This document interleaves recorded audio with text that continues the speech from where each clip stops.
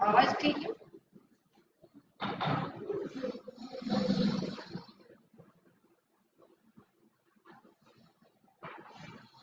ये चलना बंद हो जाए तो आप बता देना, पीछे दिखता नहीं है। तो किसे कहते हैं पाप? दुख के कारण बुरा कार्य पाप कहलाता है।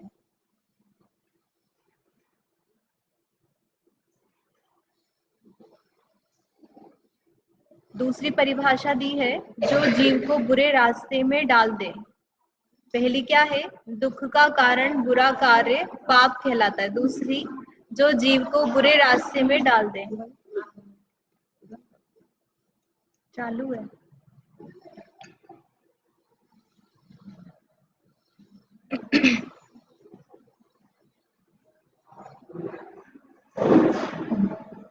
पांच प्रकार के पाप हैं: हिंसा, झूठ, चोरी, कुशील, परिग्रह। फिर से बोलेंगे, हिंसा, झूठ, चोरी, कुशील, परिग्रह। इसमें हिंसा पाप को समझा था। हिंसा किसे कहते हैं? तो दो प्रकार से हिंसा बताई, एक द्रव्य हिंसा और भाव हिंसा। तो द्रव्य हिंसा और भाव हिंसा दोनों ही दो दो प्रकार की है। स्व की द्रव्य हिंसा, पर की द्रव्य हिंसा। द्रव्य हिंसा यानी फिजिकली मारना, शरीर में कुछ आघात होना, लगना, पीटना, इसको बोला द्रव्य हिंसा। और भाव हिंसा, इस शरीर में कुछ प्रॉब्लम नहीं होना, अंदर उसकी हृदय में, आत्मा में दुख होना, वो दुखी हो जाए, ऐसे कार्य करना, वो क्या हो गया? भाव हिंसा। तो दूसरे के आत्म परिणामों का घात करना, दूसरे को दुख हुए जिससे, वह हो गई भाव हिंसा, पर की। और अपने आत्मा को दुख हो ऐसे कार्य करना, वो अपने स्व की भाव हिंसा हो गई। तो जितने भले ही हम अन्य किसी की हिंसा हो नहीं हो, लेकिन हमारे स्व की भाव हिंसा तो चलती रहती है। यानी जैसे हम कार्य कर रहे हैं, इससे यदि हमें दुख हो रहा है तो वो क्या हो गया? स्व की भाव हिंसा। और उसके साथ में यदि पर द्रव्य और पर भाव की हिंसा होती है तो उसमें भी दुख है। तो मुख्य रूप से बड़ा दोष किसमें लगता है? जब द्रव्य हिंसा होती है, इस शरीर का घात होता है, तो भाव तो अंदर उसकी आत्मा दुखेगी ही दुखेगी। तो यदि किसी अन्य व्यक्ति का हम द्रव्य हिंसा कर रहे हैं तो उसमें दोनों प्रकार की हिंसा आ जाएगी, द्रव्य भी और भाव भी। और इसके लिए फिर हमने द्रव्य और भाव में ये समझा था क्या क्या अपने को विचारने योग्य चीजें हैं। हिंसक, हिंसा और हिंसा का फल। हिंसा यानी क्या? जिसकी हिंसा की जा रही है वो कैसा है, किसकी हिंसा कर रहे हैं। फिर हिंसक कौन कर रहा है? बालक है, बड़ा है, छोटा, अबोध है, अज्ञानी है, एक दो तीन चार इंद्रिय, कौन जीव हिंसा कर रहा है। और हिंसा, हिंसा यानी किस तरह से की जा रही है। अग्नि में चीज को गर्म करके सिर पर रख दिया, रुई में लपेट कर गर्म कर दिया, ना बॉईल कर रहे हैं हम, एक गर्दन काट रहे हैं, गोली मार रहे हैं, किस तरह से हिंसा कर रहे हैं। जितना ज्यादा उसकी दर्दनाक प्रोसेस है, उससे दुख भी ज्यादा होगा। और हिंसा का फल यानी कितने जीव इंद्रिय जीव की हिंसा करेंगे तो उतना ज्यादा उसका फल लगेगा। एक इंद्रिय की हिंसा करने में भी पाप है, लेकिन एक इंद्रिय से दो इंद्रिय की हिंसा करने में ज्यादा, दो इंद्रिय से तीन इंद्रिय की हिंसा करने में, इस तरह से असंगी और संगी पांच इंद्रिय तक के जीवों की जो हिंसा की जाती है उसमें फल बढ़ता जाता है। और कौन कर रहा है उससे भी फर्क पड़ेगा ना। एक अबोध बालक कर रहा है और एक हम समझदार व्यक्ति, मनुष्य हिंसा कर रहा है, एक अनजान व्यक्ति हिंसा कर रहा है और एक जानबूझ करके, जानते हुए हिंसा कर रहा है, उसमें ज्यादा दोष है। फिर अन्य प्रकार से हिंसा के भेद समझे। चार प्रकार से: संकल्पी हिंसा, आरंभी, उद्योगी और विरोधी। फिर से बोलेंगे, संकल्पी, आरंभी, उद्योगी और विरोधी। संकल्पी हिंसा यानी क्या बताया था? जानबूझकर मारना, यानी प्रण करके, पता है कि यहाँ जो कार्य करेंगे वहां जीव मर जाएंगे, तो ऐसा जान करके मारना वह कौन सा हो जाता है?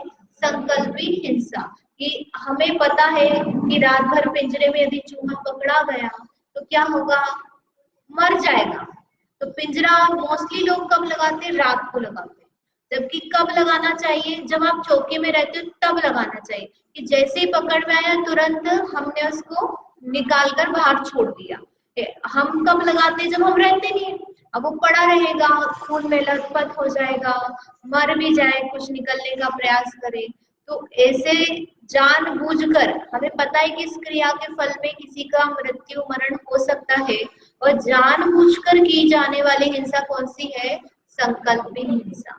संकल्पित हिंसा में परिणाम क्रूर होते हैं, क्योंकि पता है ना उसको मार रहा है, इससे मृत्यु होगी, और फल भी इसमें दोष भी ज्यादा है।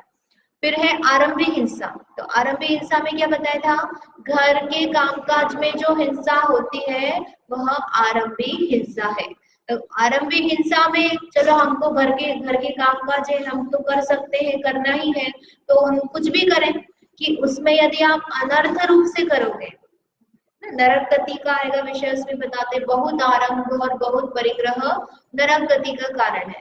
तो बहुत आरंभ मतलब कि घर के कामकाज में जो हिंसा चल रही है, आरंभ और परिग्रह, तो इतनी हिंसा करना, वेस्ट करना, पानी बॉईल करना, अनछना पानी, अग्नि जलाना, इलेक्ट्रिसिटी खर्च करना, अत्यंत बहुत भोजन बना करके फिर उसको क्या करना? सड़ाना, गलाना, फिर फेंकना। तो ऐसे कार्य करना जिसमें बहुत हिंसा होती है, तो वह योग्य नहीं है। आरंभिक हिंसा है, आप सामान्य रूप से जो उसको आप टाल नहीं सकते हो, झाड़ू पोछा इत्यादि आप करोगे तो उसमें होगी, तो वह आरंभिक हिंसा है। फिर उद्योगी हिंसा। उद्योगी यानी जो व्यापार आदि करते हैं, तो उसमें जो हिंसा होती है जिसको आप अवॉइड नहीं कर सकते, वो उद्योगी है। और विरोधी हिंसा। विरोधी हिंसा में क्या है कि हमारे धर्म पर आ जाती है या राष्ट्र पर आ जाती है, तो उसके निमित्त से हम लड़ाई करते हैं, उसके बचाव के लिए जो हम कार्य करते हैं, और उसके निमित्त से किसी की हिंसा होती है, तो विरोधी हिंसा है। तो इसमें से मुनिराज को तो चारों ही प्रकार की हिंसा का त्याग होता है। किसको? मुनिराज न संकल्पित हिंसा करेंगे, न आरंभिक हिंसा। आरंभिक यानी कुछ चौका चूल्हा ये सब काम मुनिराज करते हैं क्या? नहीं करते। फिर तीसरी है उद्योग की हिंसा। उद्योग करते हैं क्या? तो वो उद्योगी हिंसा भी वो नहीं करते हैं, और ना ही विरोधी हिंसा करते। यदि संघ पर आक्रमण आएगा तो मुनिराज तो क्या करेंगे? ध्यान में लीन हो जाएंगे, है ना, उपसर्ग समझेंगे और ध्यान में खड़े हो जाएंगे। और श्रावक होगा तो वह क्या कर सकता है? वह लड़ सकता है, उपसर्ग दूर करने के लिए कुछ स्कीम कर सकता है, प्लानिंग कर सकता है। जैसे कि रक्षाबंधन की कथा में आता है, अकंपनाचार्य का जो संघ था उस पर उपसर्ग आया, है ना, बाली नमुची आदि ने उनको इकट्ठा करके अग्नि लगा दी चारों तरफ। तो जो विष्णु कुमार मुनिराज थे वह उपसर्ग नहीं हटा सकते थे, इसलिए उन्होंने क्या करा? मुनि दीक्षा छोड़ करके श्रावक ब्राह्मण का वेश बनाया। तो कौन किसके योग्य है ये अपने को समझना चाहिए। वास्तव में तो चारों ही प्रकार की हिंसा नहीं करनी चाहिए, लेकिन श्रावक है तो वह पूरी तरह से हिंसा का त्याग नहीं कर सकता। हम खाना बनाएंगे कि नहीं बनाएंगे? बनाना ही पड़ेगा हमें, तो हम बनाएंगे तो उसमें आरंभिक हिंसा होगी। तो फिर कौन सी हिंसा का त्याग कर सकते हैं? तो संकल्पित हिंसा का त्याग कर सकते हैं। और वहां हमको पता है ना, दिख रहा है, तो इसलिए संकल्पित हिंसा का त्याग श्रावक कर सकता है, लेकिन आरंभिक उद्योगी विरोधी का त्याग नहीं कर सकता। तो कब होता है यह? जैसे जैसे प्रतिमाएं लेते हैं, जो 11 प्रतिमाएं होती है, तो उसमें क्रम क्रम से आकर के फिर कम कम होती जाती है। पूरा त्याग तो कब होता है? मुनि अवस्था। तो हम क्या करें कि इन में भी जो तीनों है, जितना हो सके अपन कम से कम प्रयास करो कि घर गृहस्थी के काम, उद्योग आदि भी इस तरह से सिलेक्ट करेंगे जिसमें हिंसा नहीं। इसलिए जैसे खेती बाड़ी इत्यादि बोलते हैं ना कि खेती बाड़ी नहीं करना चाहिए। क्यों नहीं करना चाहिए? कि आप कितना भी करो, आपको पेस्टिसाइड डालने पड़ेंगे, खाद करना पड़ेगा, उसको अंदर मिट्टी को उखाड़ना करना, ये सब करना पड़ेगा, और उसमें अंदर जीव भी होते हैं, तो बहुत हिंसा होती है। ग्रस्त जीव 2, 3, 4, 5 इंद्रियों की जीवों की बहुत हिंसा होती है। और नॉर्मली आप कपड़े का व्यापार कर रहे हो, ज्वेलरी का व्यापार कर रहे हो, पढ़ाई टीचिंग है, तो उसमें इतनी हिंसा नहीं होती है। तो कौन सा उद्योग सिलेक्ट करना है वो अपने हाथ में है। और फिर यदि अपना पुश्तैनी चला रहा है तो यदि उसमें अपने को पता है कि हिंसा बहुत होती है तो हम उसको कम कर सकते हैं। कम कर सकते हैं नहीं कि जितने में अपना काम चल रहा है, जैसे बहुत अब करोड़ों पैसा आ रहा है और फिर भी आपका बिजनेस कैसा है कि जिसमें बहुत हिंसा हो रही है, तो आपको करोड़ों रुपए जीवन भर में लग जाएंगे क्या? तो उसको हम बिजनेस को कम करके अपनी हिंसा को कम कर सकते हैं। तो जहां अप्रयोजन भूत हो जाता है तो वहां अपने को ही पाप लगना है। अपन उसकी अनुमोदना कर रहे हैं साथ में, है ना? तो इसलिए कितना बन सके संकल्पी हिंसा का तो त्याग। ये हिंसा समझ में आया? ये किया था लास्ट टाइम, थोड़ा सा रिवाइज किया। अब इसके बाद में दूसरा पाप है झूठ। क्या नाम है? बच्चों को सिखाते ना, और हम चिढ़ने भी लग जाते हैं यदि छोटा बच्चा स्कूल में कुछ करके आ जाए और घर में आकर कुछ और बोले। जैसे हमने उससे पूछा कि टीचर ने होमवर्क दिया क्या, तो उसने क्या बोला? नहीं दिया। और फिर अगले दिन स्कूल से फोन आया कि आपका बच्चा होमवर्क करके नहीं आया। फिर अपने को कैसा लगता है? फिर बच्चे पर डांट पड़ती है कि नहीं पड़ती है?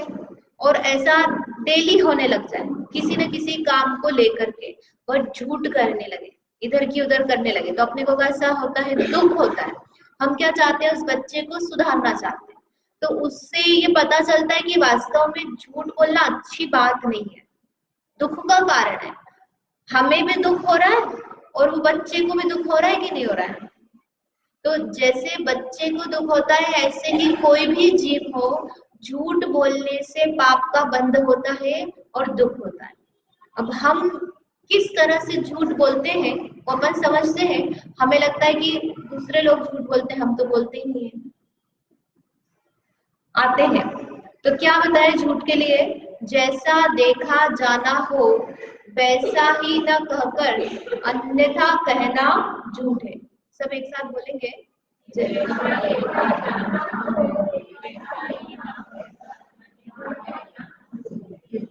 और इसमें एक बात और आती है कि जैसा देखा जाना, वह देखा जाना हमने सही देखा भी है कि नहीं, वह भी अपने को परीक्षा करने की जरूरत है। जैसे हमने देख लिया कि भैया ये ऐसे कर रहे हैं, किसी को देख लेते ना और फिर हम बोल देते कि अरे इन्होंने तो ऐसा काम किया। अब हमने बोल दिया कि अरे आपको पता है कि इनका तो कोई नियम ही नहीं है, इनको तो हमने आलू खाते हुए देखा या वहां पर ठेले के पास में खड़े हुए देखा। तो ठेले के पास में खड़े हुए और प्लेट भी पकड़ी हुई है, लेकिन खाते हुए देखा क्या हमने? हो सकता है उसके साथ वाला खा रहा हो, इसने प्लेट पकड़ी हुई है, तो हमने अपने मन से क्या लगा लिया कि अरे भैया ये बाजार का खाना खाते हैं। तो किसी के लिए हम अपने मन से लगा लिया, उनसे मतलब देखने पर भी हमने उसको पूरी तरह से नहीं जांचा और फिर अपने किसी को अन्य को कर दिया, तो वो किस में आएगा? झूठ में। तो जैसा देखा जाना वैसा न कहकर अन्यथा कहना, वैसा की वैसा ना कहना, वो क्या है? झूठ। अब तो झूठ भी दो प्रकार से, जैसे हिंसा है ना, पांचों ही पापों में लगाएंगे, एक द्रव्य झूठ और भाव झूठ। द्रव्य झूठ में कैसा है कि झूठ बोलना, वचन से बोल ही दिया। और भाव झूठ में क्या है? बोला नहीं है लेकिन बोलने का भाव। जैसे घर में हम काम कर रहे हैं और काम करते करते क्या हो गया, दूध घर में रखा था, इधर से उधर में उफन गया दूध। तो कोई था नहीं, है ना, जो बड़े लोग थे या अन्य कोई थे, तो वो दूसरे कमरे में काम कर रहे, तो हम सोच साफ करने लगते हैं और सोचने लगते हैं कि हम ऐसा ऐसा कर लेंगे, या ऐसा हुआ तो हम बोलेंगे कि आप चढ़ा गए थे। अन्य प्रकार से हम सोचने लगते हैं कि कुछ और बता दे। किसी, ये तो दूध का उदाहरण लिया है, लेकिन कुछ अब कार्य ऐसा किया जो हम प्रकट नहीं करना चाहते, तो उसके लिए अपने मन में चलना लगता है कि नहीं? ऐसा पूछेंगे तो हम ऐसा बोल देंगे, लेट क्यों हो गए थे, कि हम इनसे बात करने लग गए थे, या हमने जो काम किया वो नहीं बताना चाहते हम, तो उसके लिए फिर हम बोलने की भाव आने लगते हैं। फिर बाद में सोचते हैं कहा अपन तो बोल दो जो हुआ, बता दो, तो हमने सच भी बोल दिया। लेकिन जितने समय हमने सोचा कि ऐसा ऐसा बोल देंगे, ये कर देंगे, वो कर देंगे, तो क्या हो गया? वह झूठ बोलने का भाव। अंतर समझ में आया ना? एक तो क्या हो गया? झूठ बोल दिया, और एक में क्या हो गया? झूठ बोलने का भाव। जैसे बच्चे का उदाहरण अपन ले लिया एग्जाम का, होमवर्क का, कि होमवर्क उसको करने को दिया और उसने घर पे आकर के बोला कि नहीं दिया। तो उसने जब बोला उसके पहले उसके मन में बहुत सारी बातें चली हो कि ऐसा बोल दूंगा, अन्य प्रकार से उसने सोचा। फिर फाइनली उसने बोल दिया कि नहीं दिया, करना नहीं पड़ेगा। तो वह झूठ बोल दिया और उसके पहले जो भाव चले उसके बोलने के वह सब क्या हो गए, भाव झूठ।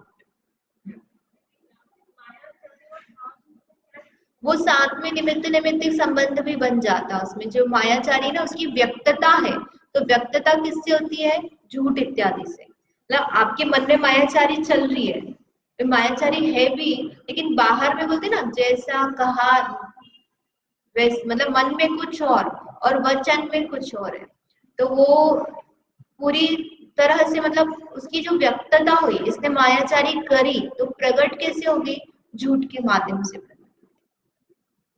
वो एक जरिया हो गया, तो उसके साथ में एक पाप जुड़ गया। वो कषाय है मायाचारी और उसकी व्यक्तता झूठ पाप से।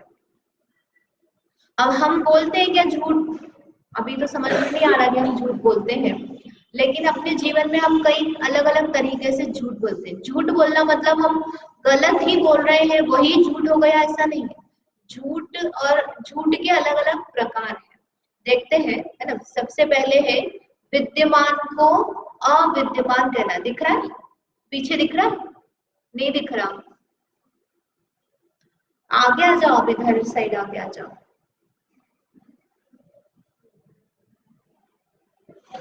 आसन ले लो और इधर इधर आगे बैठ जाओ।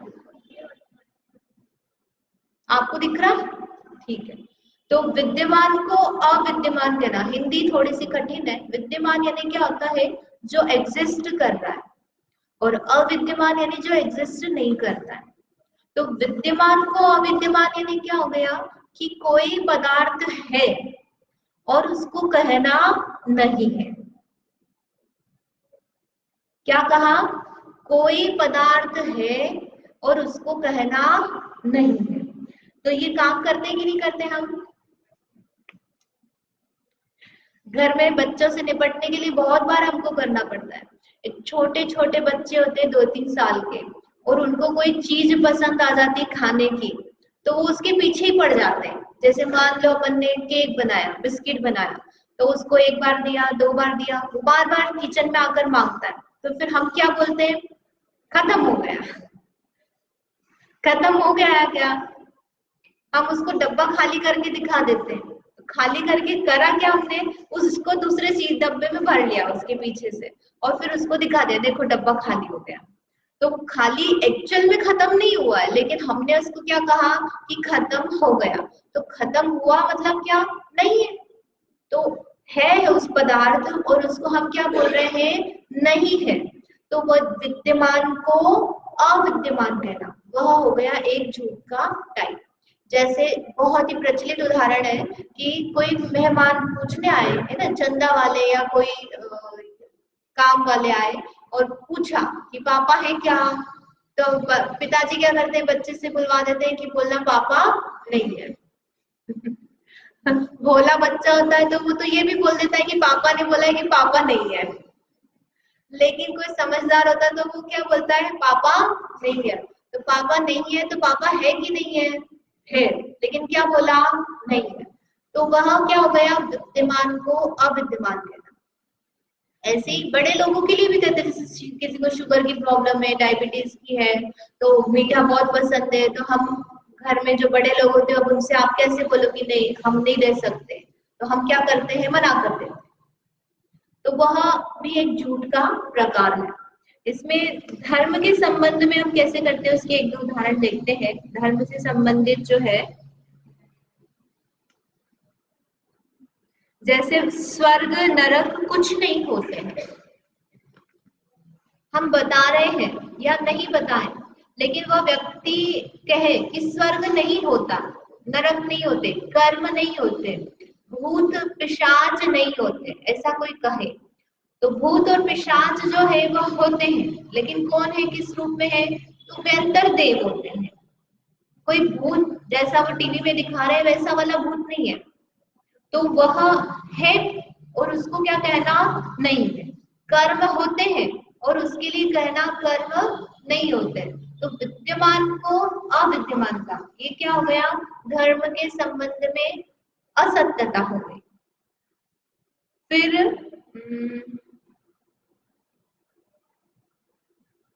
रात्रि भोजन में दोष नहीं है ना, द्विदल में दोष नहीं है, या सर्वज्ञ नहीं होते, भगवान सब कुछ नहीं जानते, ऐसा कहना। एग्जाम आई, छोटे रहते हैं ना, जैसे गर्ल्स लड़कियां होती है तो एग्जाम के पहले सब एक दूसरे से पूछते हैं तेरी पढ़ाई हो गई क्या, तेरी कॉपी पूरी हो गई क्या, पढ़ लिया क्या। तो हो सकता है उसने पढ़ लिया पूरा, लेकिन उसको क्या पता है कि मेरी तो हुई नहीं पढ़ाई। तो ये भी क्या है, झूठ है। समझ में आ रहा है?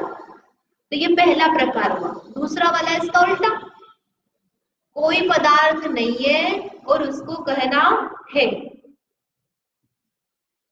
कोई पदार्थ नहीं है और उसको कहना है।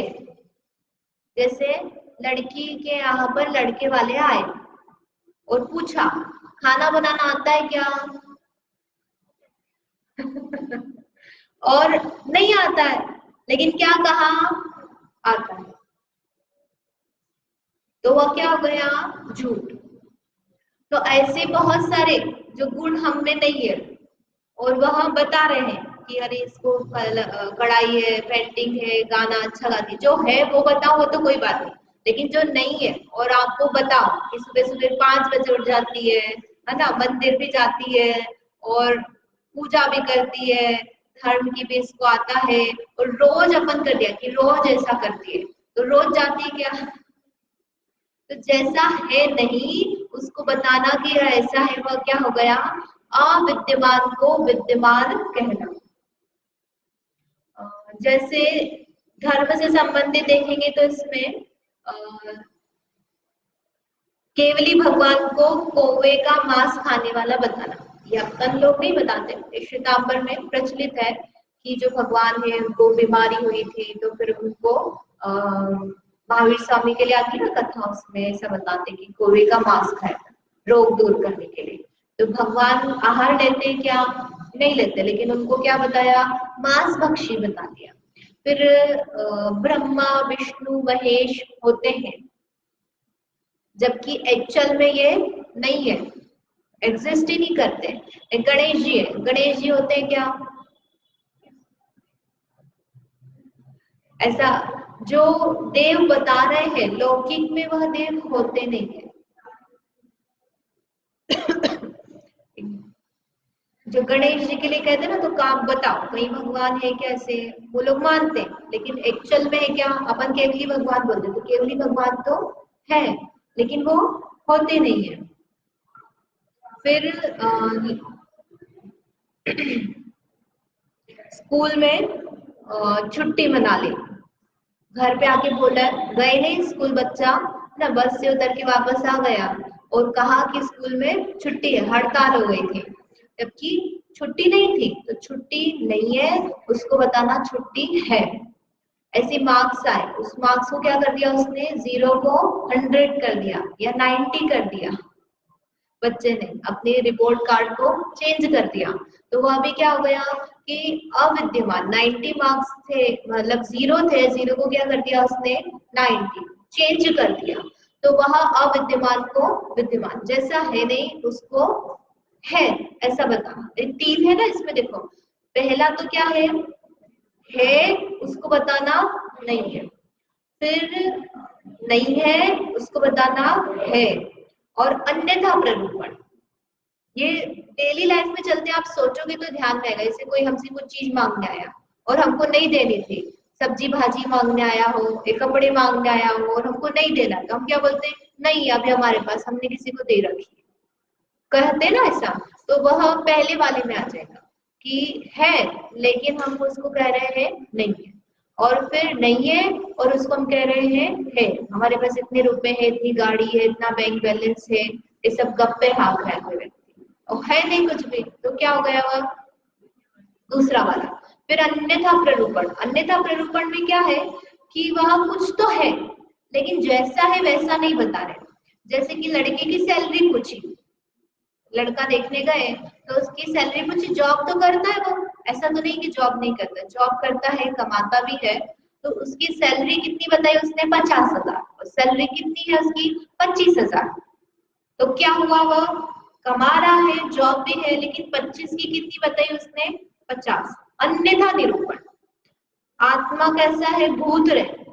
आत्मा सफेद सफेद ऐसा पूंछ वाला दिखता है, ऐसा बताना। जबकि ऐसा है कि आत्मा, आत्मा में कलर नहीं होता, दिखता नहीं है ना, उसकी ऐसी पूंछ नहीं होती है। और उसको ऐसा बताना, वह क्या हो गया?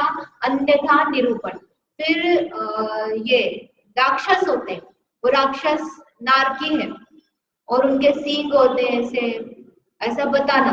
तो ऐसा बिल्कुल सही नहीं है। फिर जैसे हनुमान जी है, तो हनुमान जी को बताना कि वो बंदर थे, रावण राक्षस था, जबकि एक्चुअल में वो कैसे हैं? सुंदर कामदेव पुरुष है। तो जैसे है वैसा नहीं बताया, अन्यथा रूप से बताया, तो वह भी किस में आएगा? झूठ में आएगा। 6 द्रव्य है और कितने बताना? 5 होते हैं। जीव, उद्गल, धर्म, धर्म, आकाश, काल, ऐसे 6 द्रव्य होते हैं। लेकिन कितने बता रहे हैं हम? 5 होते हैं। तो वह 5 क्या हो गया? अन्यथा निरूपण। सैलरी का आ गया ना। तो इस तरह से बहुत सारे जो अन्यथा निरूपण है, ये धर्म से संबंधित बहुत सारे, लेकिन जैसे जैसे आप पढ़ोगे तो समझ में आएगा, अपन ज्यादा नहीं लेते। तो ये 3 प्रकार के हो गए। कहने से संबंधित हो गए, है को बताना नहीं है, नहीं है को बताना है, और जो है उसको अलग अलग बताना, सही तरीके से नहीं बताना। हम कपड़े खरीद कर लेकर आए, अब कपड़े खरीद कर लेकर आए और महंगे लाए, 2-2.5 हजार के लाए। अब पति देव पूछेंगे, सास पूछेगी, तो हम कितना बताएं उसको? तो हमने क्या करा? 1500 की ऐसा बताया ना, या बताया हमने 1000 रुपए की। तो ये किस कौन से वाले में आएगा? किस में आएगा? थर्ड वाले में, अन्यथा निरूपण। और हम लाए 1000 की और अपनी फ्रेंड को कितने की बता रहे हैं हम? 2000 की। तो वो किस में आएगा? वह भी थर्ड वाले में, अन्यथा निरूपण में आएगा। तो जैसा है वैसा नहीं बता रहे। हम खरीद कर लाए, हम क्या बता रहे हैं? मायके से। तो वो क्या हो गया? अन्यथा में लगा सकते हो उसको। और लाए हम है ना, और बता किसी अन्य कारण, अन्यथा में लग जाएगा वो वैसे। सेकंड में क्या है कि वो है नहीं, है ही नहीं, अस्तित्व ही नहीं है। आप किसी कोई बच्चा जो है जैसे भोजन की स्किल बताई ना हमने कि इसको भोजन बनाना आता है, जबकि उसको चाय बनाना भी नहीं आता है, और वह कह रहा है कि इनको भोजन बनाना आता है, यानी बिल्कुल नास्ती है, उसको कुछ नहीं है, और आप कह रहे हो कि है। जैसे कमाता ही नहीं है और आप कहो कि जॉब है, तो वह आएगा सेकंड वाले में। एक कमाता है लेकिन कमाने में कितना है उसकी सैलरी अलग बता दी, 15 की 25 बता दी, तो वह किस में आएगा? अन्यथा।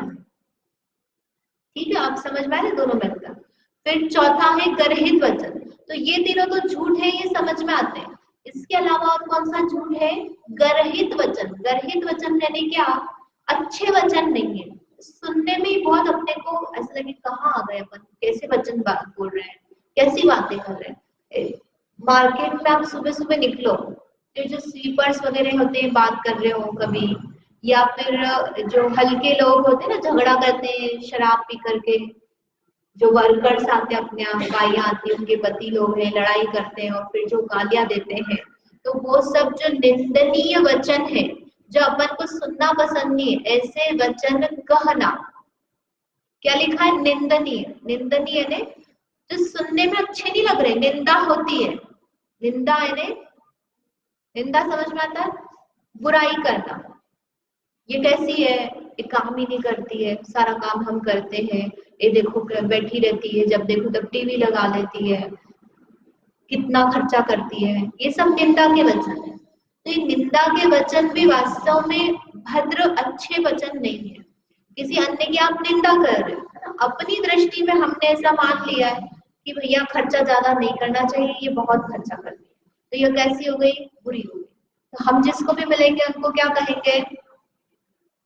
सब में बीज रोपण कर देंगे, ये ऐसी है, ये ऐसी है, ये ऐसी है, तो हम किसी व्यक्ति का क्या कर रहे हैं, अपमान, अपवाद, लोक में क्या हो जाएगा, उसके बारे में बुरा फैल जाएगा। तो भले ही हमारा कुछ वर्तमान में हो नहीं हो, लेकिन हमारे जो वचन है उससे उस व्यक्ति का बुरा हो सकता है। कोई लड़की है, उसको हमने किसी लड़के के साथ देख लिया और हमने जाकर के पड़ोसी में उनकी माता पिता को किसी को बोल दिया, अरे आपकी लड़की का है, उसकी लड़की को हमने लड़के के साथ देखा, उसका अफेयर चल रहा है, ऐसा है। हमने किसी एक व्यक्ति को बोला, हमने ध्यान ही नहीं दिया क्या बोल रहे हैं, लेकिन क्या हो गया, उसकी पूरे समाज में फिर निंदा हो, और हमने पूछा ही नहीं कि कौन क्या लड़का था। हो सकता है कजिन हो, उसका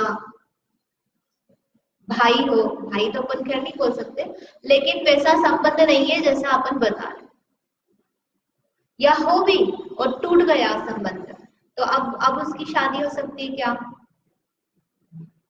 नहीं हो सकती ना, पूरे समाज में अपवाद फैल गया। हो सकता है वो सुसाइड कर ले निंदा सुन करके।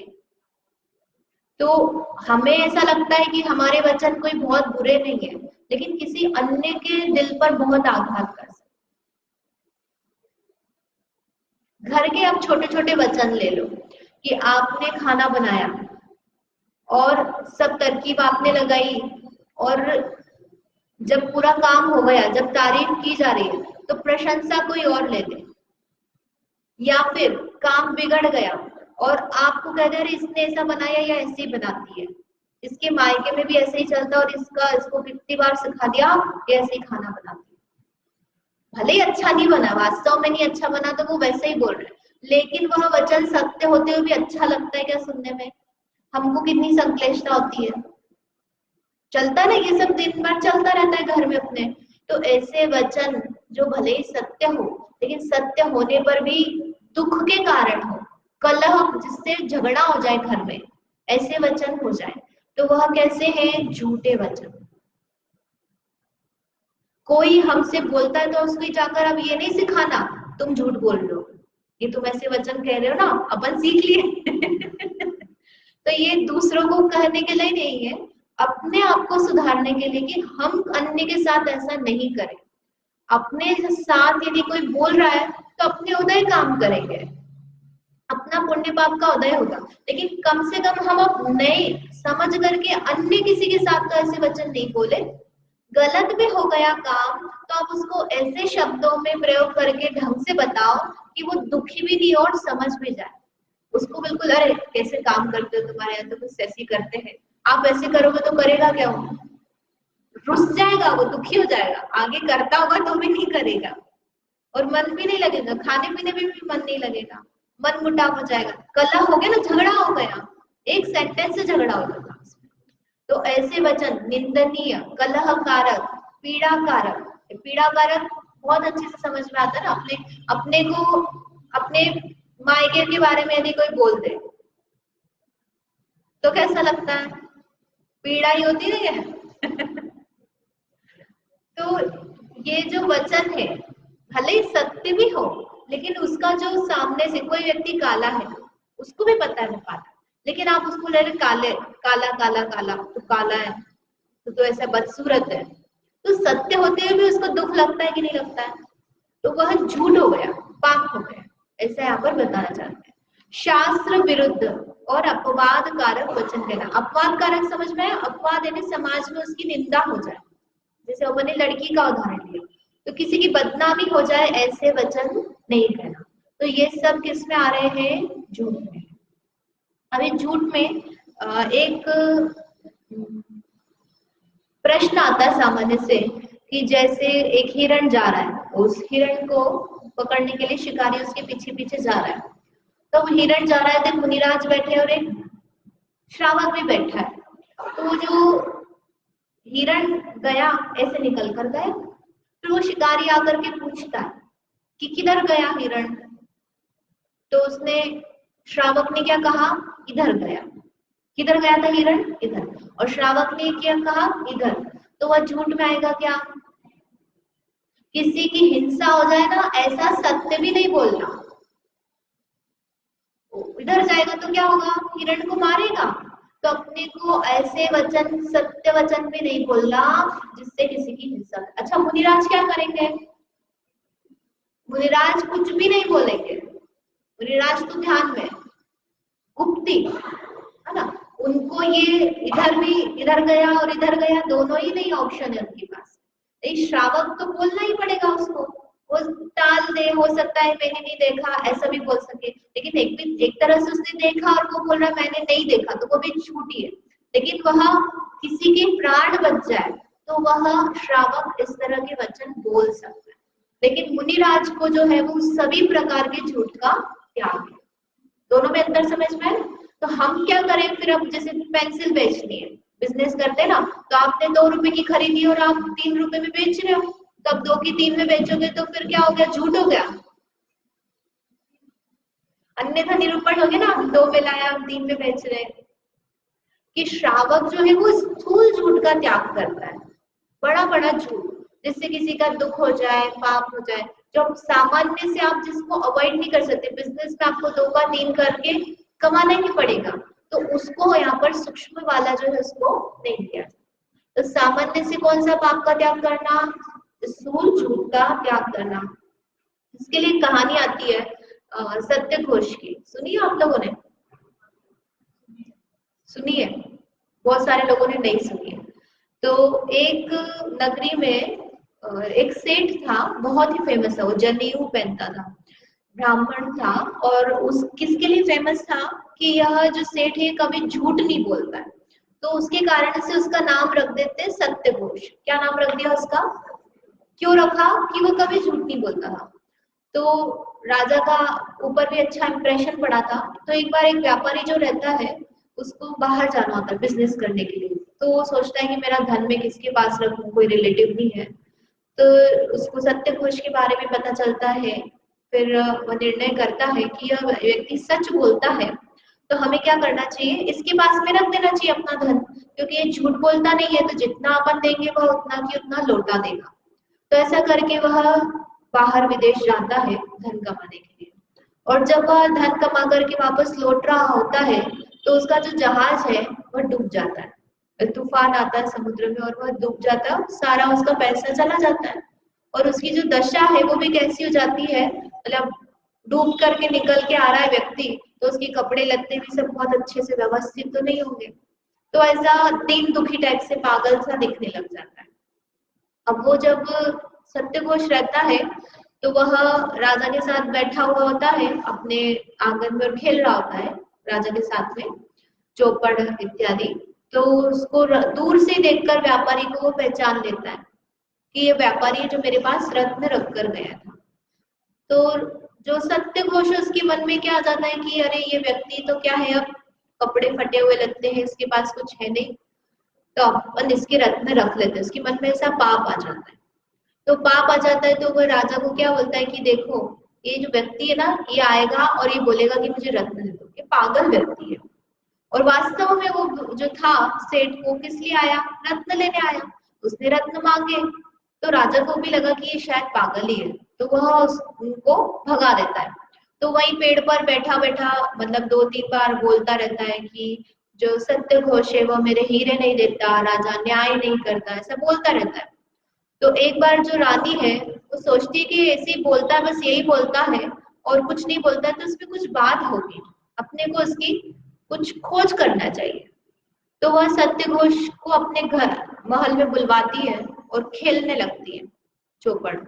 तो चौपड़ खेलते खेलते सत्यघोष हारता है, तो वह अंगूठी और जनेऊ रख लेती थोड़ी देर के लिए अपने पास। फिर दासी को भेजती वो जनेऊ और अंगूठी देकर कि ये जो व्यापारी है उसके हीरे आप ले आओ। तो वास्तव में हीरे तो किसके पास थे, सत्यघोष के पास नहीं थे, और उसकी पत्नी को तो पता ही नहीं रहता है, तो वह अंगूठी और जनेऊ देख करके वह रत्न निकाल करके दे देती है। तो रानी क्या करती है कि रानी उसमें थोड़े और अपने हीरे मिला देती है, और फिर वो व्यापारी के सामने रखती है कि तुम अपने हीरे पहचान लो। अब उसको तो अपने हीरे पता है ना कौन से हैं, तो वो अपने हीरे छांट लेता है। तो इस तरह से ऐसा होता है, तो भेद खुल जाता है उसका सत्यघोष का पूरी राजा प्रजा के सामने। फिर राजा उसको दंड देता है। क्या दंड देता है कि तुमको गोबर खाना है, एक गोबर खाना है, कितना कुछ तो किलो रहता है उसमें, कि यदि तुम गोबर नहीं खा पाओगे तो तुमको क्या करेंगे, ये क्या बोलते, चाबुक से मारते ना, कोड़े कोड़े, हाँ, इतने नंबर ऑफ जैसे 20, 100 समथिंग कोड़े पड़ेंगे, तो वो गोबर खाना शुरू करता है, तो गोबर तो खा नहीं पाता है, तो उसको फिर सेकंड नंबर की सजा देते हैं। तो कोड़े पड़ते हैं, तो कोड़े में भी क्या होता है, वो दुखी हो जाता है कि मुझसे नहीं सहन कर रहा। तो थर्ड नंबर की होती है, उसका मुंह काला करके गधे पर बिठाकर उसको नगर से बाहर निकालते हैं। तो थर्ड भी मतलब वो होती है, और फिर जैसा भी करके फिर वो नरक में जाता है बेसिकली। तो ये वास्तव में ऐसी घटना है। और अपनी डेली लाइफ में भी हम देखें तो जो झूठ है, वो झूठ बोलने से हम सुखी नहीं रह पाते। हमने जैसे साड़ी के पैसे इधर के उधर बता दिए, या ये बताया कि मम्मी क्या से आया है, और उतनी देर में हमने हमारी मम्मी आ जाए मिलने, तो अपने को कैसी आकुलता हो जाती कि अरे ये मम्मी जी पूछ नहीं ले कहाँ से लिए है। तो हम कोने में ले जाके बोलते हैं भैया हमने लिए, तुम बता देना कि तुम्हारी तरफ से है, इतने की है। करते कि नहीं, मायाचारी होती है, फिर मायाचारी से झूठ बुलाता है। तो वो भेद कब खुल जाए, ऐसी मन में अपने को अस्थिरता बनी रहती है, मन नहीं लगता। अब ऐसा व्यक्ति जो है उसका काम में धर्म में कहीं मन नहीं लगेगा, इसलिए झूठ नहीं बोलना चाहिए। और फिर जब झूठ खुलेगा तब क्या होगा, इंसल्ट ही होगी ना, अपनी अपमान ही होगा, आप दुखी होगे, तो भविष्य में दुखी होगे, और पूरे टाइम आप टेंशन में भी रहोगे, कब खुल जाए कब खुल जाए, ऐसा आपको चलता रहे अंदर हृदय में। तो इससे तो अच्छा पहले से ही सेफ हो लो, भार हल्का कर लो, ठीक है। तो इस तरह से झूठ पाप बताए। अब इसके बाद में है तीसरे नंबर का चोरी। चोरी समझ में आता है ना, सरल है, इसमें कोई बहुत ज्यादा नहीं है समझने का। एक चोरी में दो प्रकार से बताइए। चोरी बेसिकली क्या चोरी होती है कि जिस पर अपना स्वामित्व नहीं है उस पदार्थ को ले लेना, जिसकी भी चीज है उसको बिना पूछे अपने पास रख लेना, वह द्रव्य चोरी। और उसको लेने का भाव अपने मन में आ जाना, वह क्या है, भाव चोरी। परिभाषा पढ़ते हैं, किसी की पड़ी हुई, रखी हुई, भूली हुई वस्तु को बिना उसके स्वामी की आज्ञा के उठा लेना, या उठाकर किसी अन्य को दे देना, ये क्या है, द्रव्य चोरी। और दूसरों की वस्तु को ग्रहण करने का भाव है ना, भले ही वह वस्तु बाह्य में ग्रहण हो चाहे नहीं हो, लेकिन भाव होना, वह क्या है, भाव चोरी। अब द्रव्य चोरी में क्या है, थोड़े से उदाहरण देखते हैं। जैसे हम जा रहे हैं और रास्ते पर हमको 50 रुपए का नोट पड़ा हुआ मिला, फिर हमने क्या करा, उठा लिया, तो चोरी हुई क्या वो, हाँ, कैसे हुई चोरी, अपनी है क्या, अपनी नहीं है, तो अपनी चीज नहीं है और आप उठा रहे हो, है ना। अब कैसे भी हो, भले ही रास्ते पे पड़ी, तो किस में आ गया, वह चोरी। अच्छा, हमने सोचा कि चलो कोई और उठा लेगा, पता नहीं क्या करेगा, तो अपन ने उठा लिया और उसको मंदिर में डाल दिया, तो पुण्य हो गया क्या,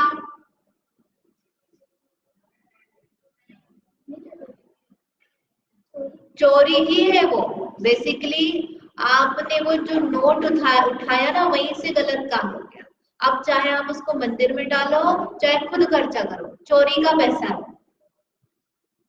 काय का पैसा है वो, तो गुल्लक में नहीं डालना, तो गुल्लक में नहीं डाले तो अपन अपनी जेब पे डाल दे, कि उठाना ही नहीं, तुम्हारा है क्या, तो नहीं उठाना। एक जो पर की वस्तु का ग्रहण करने का जो भाव आया और उठा लिया है, यही चोरी है। और यहाँ से अपनी शुरुआत होती है, छोटी छोटी चीजें अपने को समझ में नहीं आता है। ये जो लालच होता है ना, पैसा दिख करके बिल्कुल एकदम ऐसे अपनी आंखें चुंदवाई जाती है, और फिर ले लो ले लो ले लो, ऐसे चलता है। किसी का अपने घर में किसी का नोट पड़ा हुआ है, कोई रख के भूल गया हो, मम्मी पापा पति, किसी कोई बच्चा आया ट्यूशन से, रखा उसने, भूल गए, अरे किसके पैसे, अपने मन में आ जाता है। फिर हम उठाए नहीं उठाए अलग बात है, उठा लिए तो चोरी। अब आपके लिए क्या, पूछ लो ना, घर में 4 लोगों के अलावा किसके होंगे, जिसके है उसको दे दो, लेकिन हम बिना पूछे उठा रहे, इसका मतलब ये कि हम उसको अपना बनाना चाहते हैं, तो इसलिए वह किस में आएगा, चोरी में ही आएगा।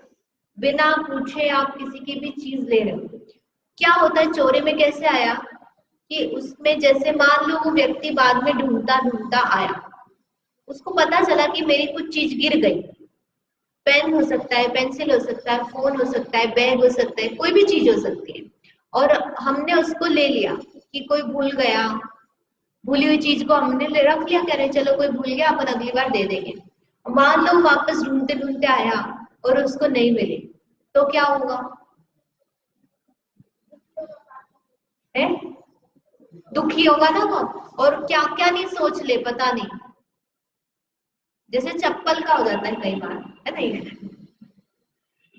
कि हम आए मंदिर में और दर्शन करके जब बाहर निकले तो हमारी चप्पल ही नहीं है, तो हमने देख लिया कोई भी सबको मंदिर में है नहीं और एक चप्पल एक्स्ट्रा पड़ी हुई है, तो एक चप्पल एक्स्ट्रा पड़ी हुई तो हम समझ में जाते हैं कि बदल गई है, तो हमारी वाली की जगह वो मतलब हमारी पहन गया और उसकी छोड़ गया, तो अगर हम उसकी पहन के जा रहे हैं तो वो चोरी है कि नहीं है, समझ में आ गया अच्छे से ना, तो वो वापस हो सकता है लेकर आए, या हम किसी की पहन गए गलती से, हमारे लिए कोई छोड़ नहीं गया लेकिन हम ही पहन गए, तो हम पहन गए फिर हमको पता चल गया, तो अब वो वापस भी लेने आए तो हो सकता है वो निकल जाए व्यक्ति, अब वो कैसी परिस्थिति उसकी, कैसे वो खरीद कर लाया होगा, है ना, उसको खरीदने की स्वाधीनता है कि नहीं है, हो सकता है वो नहीं खरीद कर ही ले आए इतनी देर में, अब वो पुरानी का क्या होएगा उसके, तो कई तरह से कारण हो सकते हैं और उसको दुख हो सकता है, तो उसको ये तो हो ही गया ना कि मेरी चीज चोरी चली गई।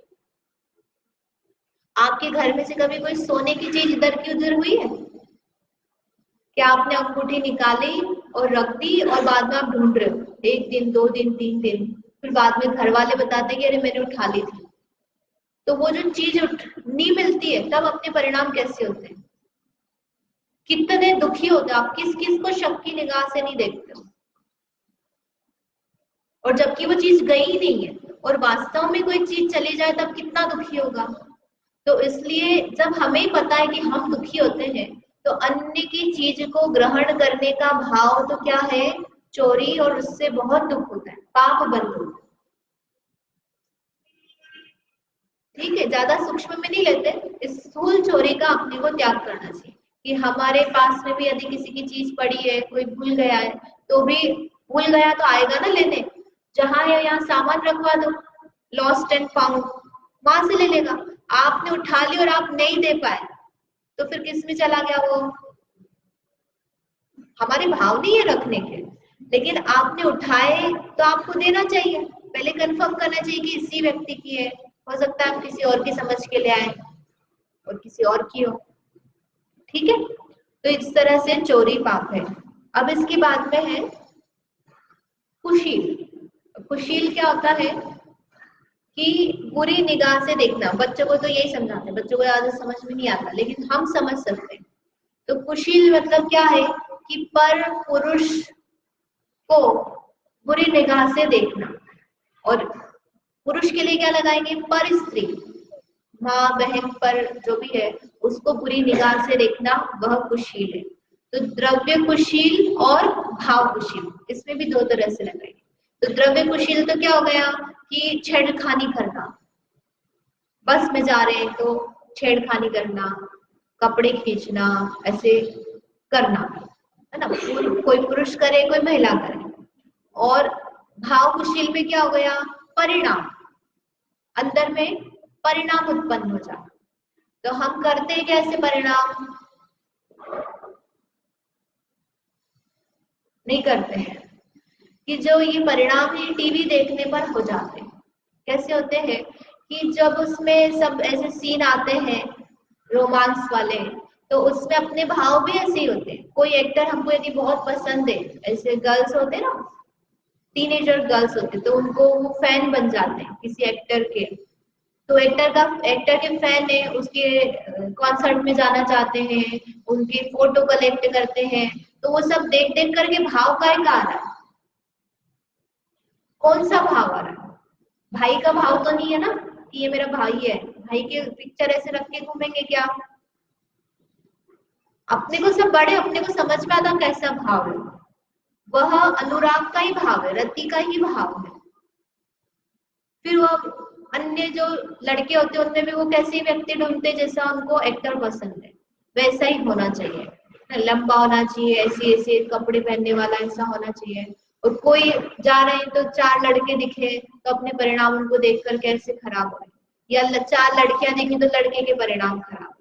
तो ये जो परिणाम खराब हो रहे हैं वो परिणाम खराब होना ही क्या है? खुशी। ठीक है, तो इसमें जो कुशील है यह भी क्या है? पाप है। कैसे पाप हो गया कि जीव दुखी होता है इसमें, अपनी स्व स्त्री में भी अति आसक्तता जो है उसमें कुशील में चला जाता है। इसमें उदाहरण है, उदाहरण देखते हैं। कहानी, आपको कहानी देखो इसमें, ये 10 धर्म के इसमें आपने सुनी होगी।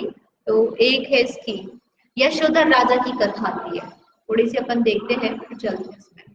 तो जो अन्य व्यक्ति के प्रति वासना का जो परिणाम है उससे कैसे कैसे जीव काम कर लेता है और पाप में कैसे आ जाता है। कि जो राजा यशोधर राजा है, बहुत अच्छा राजा होता है, उसको अपनी पत्नी से प्रेम होता है, लेकिन वो जो पत्नी होती है वो किसी और में आसक्त होती है। तो ऐसे कैसे अन्य में आसक्त होती है कि एक बार वह राजा जो है वह रात को सो रहा होता है, उसकी नींद खुल जाती है। तो नींद खुलती है तो वो देखता है रानी तो है ही नहीं। तो वो विचार में लग जाता है कि अरे रानी कहाँ गई है, क्या कर रही है। तो उस दिन तो सो जाता है। फिर अगले दिन वह सोता है, तो सोता है बेसिकली नाटक करता है, सोता नहीं है। तो जैसे ही रानी उठकर जाती है तो वह भी दबे पांव उसके पीछे पीछे जाता है, सोचता है, देखता है कि क्या करती मैं देखता हूँ। तो वह जाती है और एक कोने में एक पुराना सा कमरा होता है और वो दरवाजा खोलकर उस कमरे में घुसती है। तो वहां पर एक कुबड़ा बैठा हुआ था, कुबड़ा है ना, उसकी ऐसी कुबड़ निकली हुई है, बहुत अच्छा व्यक्ति हो ऐसा नहीं, राजा जैसा तो नहीं, तो ऐसा कुबड़ा बैठा हुआ था। और फिर वो कुबड़ा जो है गुस्से में हो रहा होता है और वो रानी जाकर के क्या करती है, उसके अनुनय विनय करती है। वो कुबड़ा क्या करता है, उसको लात मारता है, ऐसे करता है, कितनी देर कर दी, ऐसे करके। वो राजा जो उनका दोनों का प्रेम व्यवहार देखता है। तो राजा को देख करके मतलब बहुत विरक्ति आ जाती है कि अरे इतना अच्छा सब उसको, रानी बनी हुई है, राजा है और मतलब सब भोग सामग्री उपलब्ध है, देखो कहाँ आ सकते हैं। स्पर्श इंद्रिय के कारण से किसमें उसका अनुराग चल रहा है। तो ये देख करके राजा को बहुत वैराग्य आता है और फिर वो अब रानी को तो कैसे बोले सीधे, तो रानी को बोलता है कि अब मैं दीक्षा लेने वाला, मेरे परिणाम इस संसार से विरक्त हो गए। तो रानी को ऐसा हो जाता है कि अगर राजा चले जाएगा तो मेरा तो भेद खुल जाएगा और मैं फिर कुबड़े के साथ में अपना व्यवहार भी नहीं रख पाऊंगी। तो जो रानी है वह उसको राजा को बोलती है कि अपन दोनों साथ में दीक्षा लें, आप रुक जाओ, मेरे हाथ का भोजन खा लो एक। तो वह क्या करती है, वह लड्डू बनाती है और उस लड्डू में क्या मिला देती है, जहर मिलाती है। अब राजा तो क्या सोच रहा था कि चलो अपन एक बार खा लेते हैं और खाना खाकर फिर अपन जाएंगे दीक्षा विक्षा लेंगे, लेकिन क्या हो जाता है, वह मरण को प्राप्त हो जाता है। तो सारे जो कार्य हुए कहाँ से लेकर के, राजा को छोड़ करके, है ना, कुबड़े के पास जाना और राजा के भोजन में जहर मिला करके उसको राजा को मार देना, तो ये सब किस कारण से हुआ, अन्य व्यक्ति में वह आसक्त, उसके कारण हुआ ना। ऐसे रावण का युद्ध हुआ, रावण का युद्ध भी किसके कारण हुआ कि वह सीता में आसक्त हो गया। बाद में भले ही उसको मारकर शायद ही उसने उसका सेवन नहीं किया, लेकिन उसको भाव तो आ ही गया था ना कि इसको मैं अपना बना लूं। ठीक है, तो इस तरह से जो कुशील है ये भी बहुत बड़ा पाप है। इससे जीव सुखी नहीं रहता, उसको परिणाम चलते रहते हैं अंदर में, कब मैं कैसे छूटूं, कैसे तरीके ढूंढता रहता है कि घर वाले बाहर वालों की नजर चुरा करके मिल ले, बात कर ले। अभी तो साधन भी ऐसे उपलब्ध हो गए। हमको बच्चों पर मतलब ये जो यंग बच्चे होते हैं उनको बहुत ध्यान रखना पड़ता है कि क्या चल रहा है, इनका व्हाट्सएप पे क्या कर रहे हैं, क्या पहन रहे बाहर जाके, घर में बच्चे कुछ और पहनते हैं, बाहर जाकर कुछ और चेंज कर लेते हैं। तो वो सारे परिणाम क्यों चल रहे, वो वस्त्र भी ऐसा क्यों पहनना चाहते हैं, दूसरे को अट्रैक्ट करने का जो भाव है अपने मन में कि सारे के सारे जितने भी लोग हैं, जितने भी पुरुष है, वो सब मुझे अच्छा माने, उनकी नजर में मैं सबकी कैसी बन जाऊं, फेवरेट बन जाऊं, ये सब भाव आना, उससे अपना ही दुख होना है, अपना भविष्य खराब, अपने परिणाम खराब।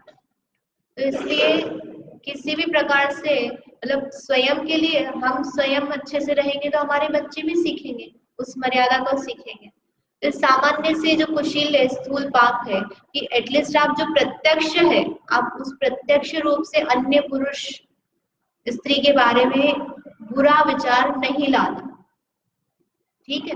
और जो जिस एक्टर एक्ट्रेस को हम अपना अच्छा, बहुत अच्छा मानते हैं, वो कौन से अच्छे व्यक्ति है ना, न्यूज में रोज उनकी कुछ ना कुछ खबरें आती रहती है, इसके साथ अफेयर, ये किया वो किया,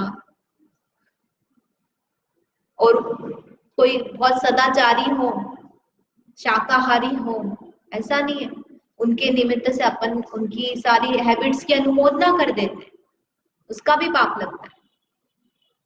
इसलिए क्या करना, इन चीजों से बचना। आगे आएगा विषय तो अपन और दिखेंगे।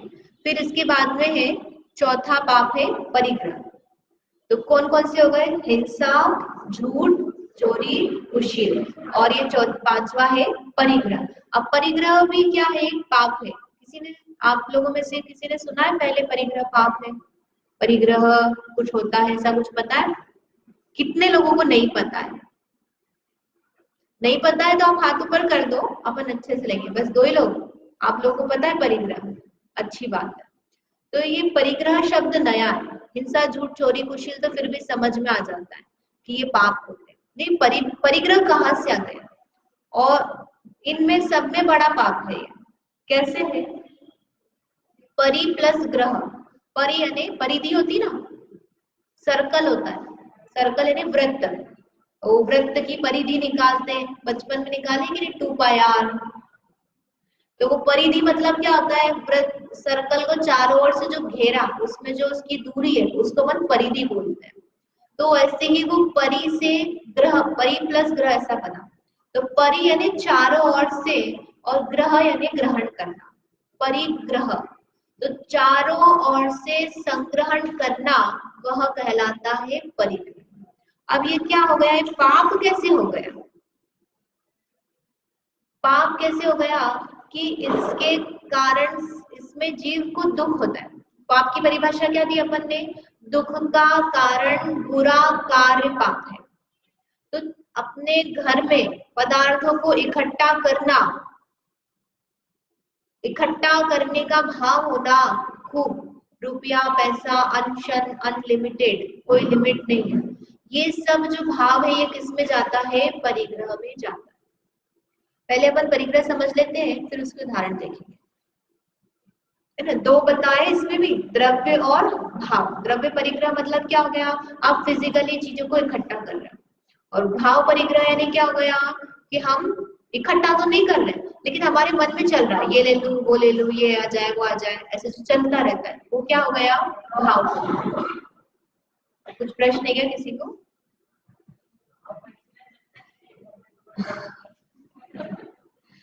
तो उसमें दुख है ना, इसलिए अपने को पाप बताया है। पहले द्रव्य परिग्रह समझते हैं। तो द्रव्य परिग्रह है कि जो बाहर में जितनी भी चीजें दिख रही है हमको, घर की सामग्री, कपड़े, बर्तन, जूते, चप्पल, घड़ी, ज्वेलरी, ये सब क्या है, बाहरी पदार्थ, इनको इकट्ठा करना, संग्रह करना, वो आता है परिग्रह में। अब परिग्रह जो है उससे दुख कैसे होता है, तो पाप ही नहीं लग रहा ना, ये तो हम इकट्ठा कर रहे तो अच्छी बात है, पाप कैसे हो गया है, जरूरत से ज्यादा इकट्ठा कर लिया तो क्या हो गया,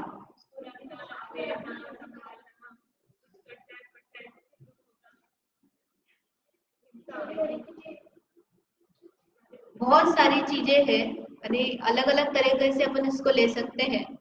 जैसे कि ब्रांडेड चीज चाहिए हमको, ब्रांडेड समझते हैं?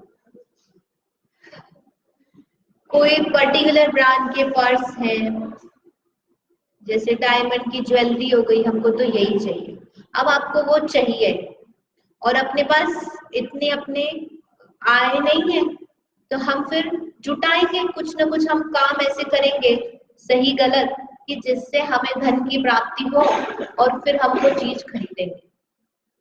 तो पहले तो हमको वो जुटाने में ही हमारे सारे सही गलत हो जाएगा उसके निमित्त से, और फिर जब वो चीज आ जाएगी तब आप सुखी हो जाओगे क्या। अब वो जो ज्वेलरी है आपको उसको मेंटेन करना, या तो आप लॉकर में रखोगे या आप घर में रखोगे। अब घर में रखोगे तो फिर आपका ध्यान किधर रहेगा, है ना। अपन क्या बन गए, चौकीदार बन गए। और यदि नहीं भी करी, चलो पहन के रखिए, तो पहन के रखिए तो फिर क्या होगा, अब आप घर से निकलने में सोचोगे अकेले जा रहे हैं, रात को जा रहे हैं, कितनी बजे जा रहे हैं, किसके साथ जा रहे हैं, तो ढक ढुका के, यूं भले सिर नहीं ढकोगे लेकिन आपने पहन रखी है तो क्या कर लोगे, ढक के जाओगे, है ना, बांध के जाओगे। कि मर्यादा के कारण से नहीं, किसके कारण से, वो परिग्रह डाल रखा है ना हमने इतना सारा अपने साथ, तो वो उसमें दुख है, आपको बहुत टेंशन है उसको मैनेज करने में। और यदि मान लो गिर जाए, निकल गया, गिर गया, अंगूठी गिर गई, है ना, या चेन टूट गया, लॉक गिर गई, फिर क्या होगा, दुख, अरे भयंकर दुख होगा क्योंकि आपने वो ली कैसे थी, आपने उस चीज की प्राप्ति कैसे करी थी। आप सोचो कि व्यक्ति ने नई कार खरीदी, सेकंड हैंड नहीं, नई कार 9-10 लाख की, और वो लेकर आया और अगले ही दिन पड़ोसी ने गाड़ी निकालने में उसमें स्क्रैच कर दिया, कितना दुख होगा। लड़ाई झगड़ा कर ले वो उसके साथ जा करके, होता है कि नहीं होता। आप 5,000 की साड़ी लेकर आए और बच्चे ने खेल खेल में कैची चला दी उसपे, और बिल्कुल यहाँ पर ऐसे आती है, वो रफ भी कराओगे तो दिखेगा, तो फिर कैसा लगता है अपने को। अरे ये भयंकर आकुलता हो जाती है उसमें। आप गाड़ी पर बैठने गए, जल गई, है ना, काम करने गए उसमें कट गई, जल गई, तो कितना दुख होता अपने। ये जो चीजें हम इकट्ठी करते हैं ना, तो आप उसको, दिवाली आ रही ना अभी, आप सफाई करोगे तो क्या होता है, बहुत सारी चीजें हम बहुत शौक से लाए होते हैं लेकिन काम में नहीं आती, लेकिन क्या करते हैं, सफाई करते हैं फिर रखते हैं। घर वाले बोलते दे दो दे दो दे दो, देते ही नहीं बनती हमसे, या हम बोलते हैं तो उन लोगों से देते नहीं बनती, निकालते नहीं बनती। क्यों नहीं बन रही है, आसक्ति पड़ी हुई है उसमें, ये मेरा है, सुख है इसमें, तो अब वो जो सुख मान लिया इसमें, तो उसके कारण से वह जीव पदार्थों से बन गया, उसकी देखभाल में लगा रहेगा, दुखी रहेगा, है ना।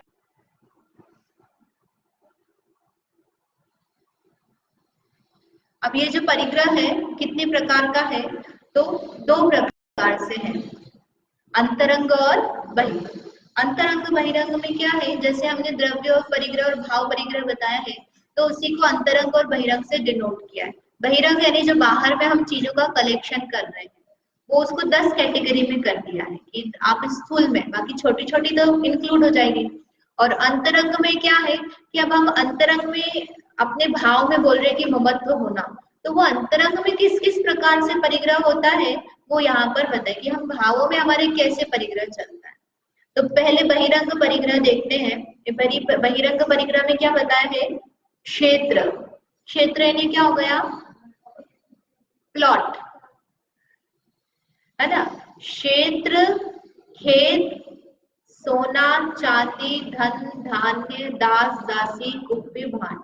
खेत, आप उसको मकान को भी ले सकते हो उसमें, क्षेत्र में मकान में लिखा है ना इसमें, तो खेत हो गया, तो खेत में आप खाली जमीन प्लॉट ले लो, और क्षेत्र में जो है आप जैसे मकान, 1 बिल्डिंग 2 बिल्डिंग, 1 मंजिल 2 मंजिल 3 मंजिल, 1 कमरा 2 कमरा, कितना आपके पास में ये रह रहे हो इस टाइप की बिल्डिंग से। और खेत है तो खेत मतलब क्षेत्र, प्रॉपर्टीज हो गई, प्लॉट्स, वो कितने हैं आपके पास, तो वो भी प्रॉपर्टी आती है कि नहीं आती है कि नहीं है, वो भी बहिरंग परिग्रह है। फिर उसके बाद में है सोना चांदी, तो सोना चांदी और साथ में आप रुपया भी लगा लो, ये पहले रुपया नहीं चलता था ना, तो सोना चांदी यानी कितना आपके पास में सोना है, 10 किलो, 10 किलो तो नहीं, 10 10 16 20 16 25 16 कितना है आपके पास में, उतना उसका फिर हमको मान चलता है, मूर्छा चलती है, प्रॉपर्टी डिवीजन का भाव भी चलता है कि नहीं उसमें, कि अरे हमको, हम इनकी सेवा करेंगे तो इतना तोला सोना हमको मिलना चाहिए। अब कितना भाव चलता अपने को, ये मेरा है, ये मैं इसको क्यों दूं, इसको इसको क्यों दे दिया, ऐसे बहुत सारे हम दुखी होते रहते हैं उसमें। जैसे सोना चांदी कितना आपके पास में है, कितने आपके पास पेयर्स पायल की रखी हुई है, तो चांदी की है ना, आपको वैल्यू क्यों है उसकी, नकली होती तो आपको उतनी वैल्यू नहीं होती, लेकिन चांदी की है, सोने की है, इसलिए हमको उसकी वैल्यू है। सोना चांदी, फिर धन और धान्य, तो धन और धान्य,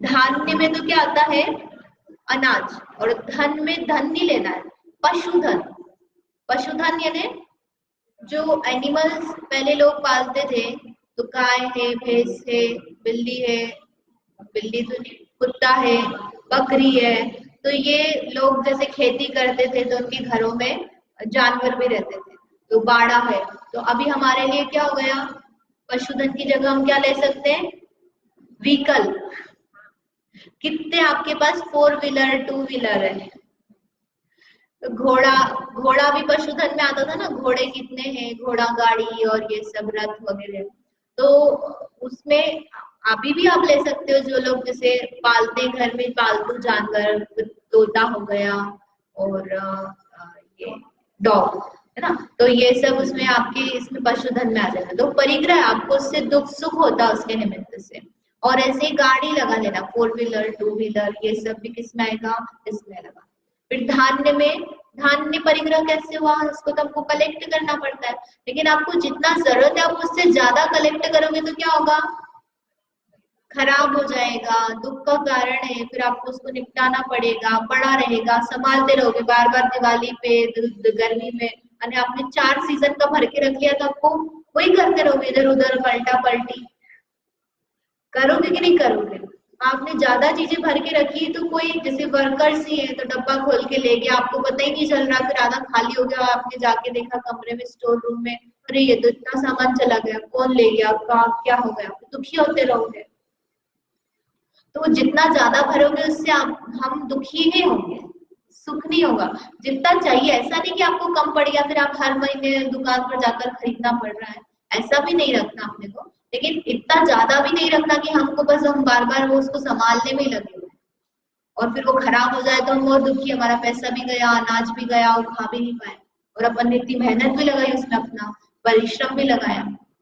तो धान्य, फिर उसके बाद में है दास दासी, दास दासी में क्या हो गया, अलग अलग क्यों लिया है, कि जैसे घर में होते हैं, एक तो लेडीज वर्कर और एक जेंट्स वर्कर, दोनों में अंतर होता है ना, एक बाहर के काम करने वाला होता है, शॉप पे कोई कितने सारे नौकर है आपके पास में, जो फैक्ट्री है उसमें आपके पास कितने नौकर है, घर है तो घर में काम करने वाली कितनी बाइयां हैं, पुरुष भी काम कर रहे हैं क्या, तो कितने हैं, सबसे अलग अलग तरह के काम कराए जाते हैं ना, तो वहां रहेगा तो आपका परिग्रह में आप उसको मैनेज करोगे, वो जैसा परिणामित होगा आप उसके निमित्त से सुखी दुखी होगे, अच्छा काम करेगा तो आप सुखी रहोगे, अच्छा काम नहीं करेगा तो आप उसके पीछे आप रोते रहोगे, उसके काम कराने के पीछे लगे रहोगे, इसने ये नहीं करा, इसने ऐसा कर दिया, इसको इतना सिखा के परेशान है ना, बोलते रहोगे उसके पीछे, दुखी होगे कि नहीं होगे, जितने होंगे उतने दुखी है, बंध गए आप अपने उनके कारण से।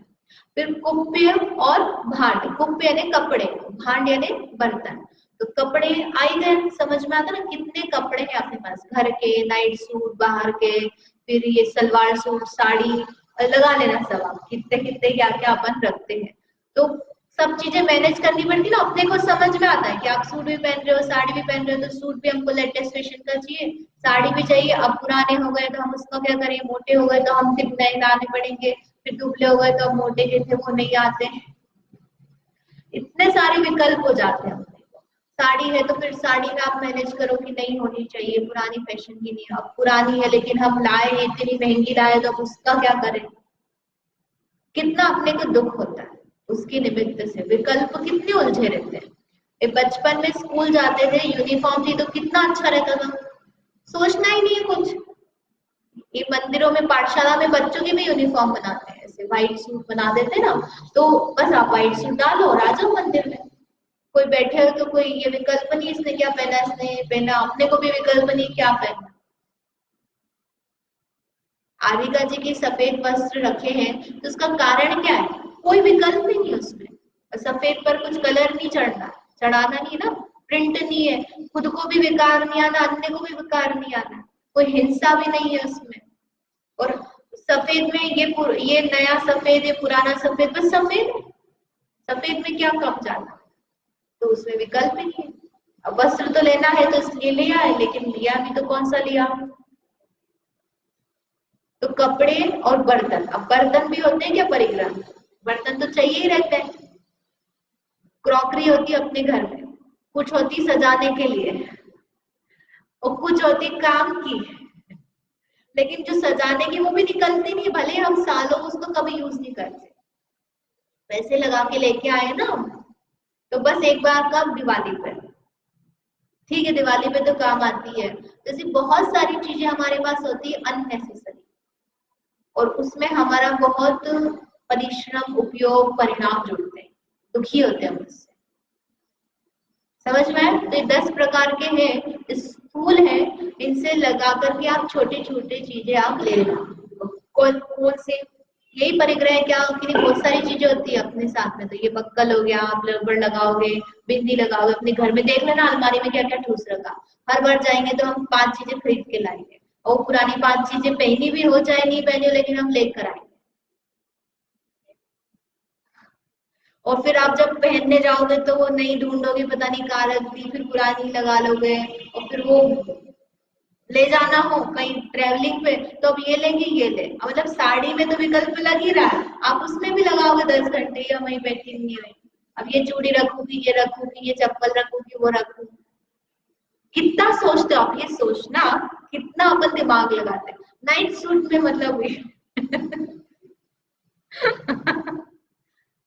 कितना अपन डिटेल करो, आप सुबह से लेकर शाम तक क्या क्या अपनी छोटी छोटी चीजों में परिग्रह चलता है हमारा, और कितने अपने परिणाम खराब होते हैं। हम नई चम्मच का सेट लेके आए और हम बाहर टिफिन में ले गए, हमारा टिफिन किसी क्या रह गया, वो चम्मच वापस नहीं, टिफिन आ गया है ना, टप्परवेयर का डब्बा लिया था, टिफिन ले गए वापस नहीं दिया, बॉटल टप्परवेयर की थी हमारी, इनको कैसे दे दें पानी पीने के लिए, मतलब बॉटल, कितने परिणाम अपने जाते हैं उसमें, गुम गई तो दुखी होते हैं हम।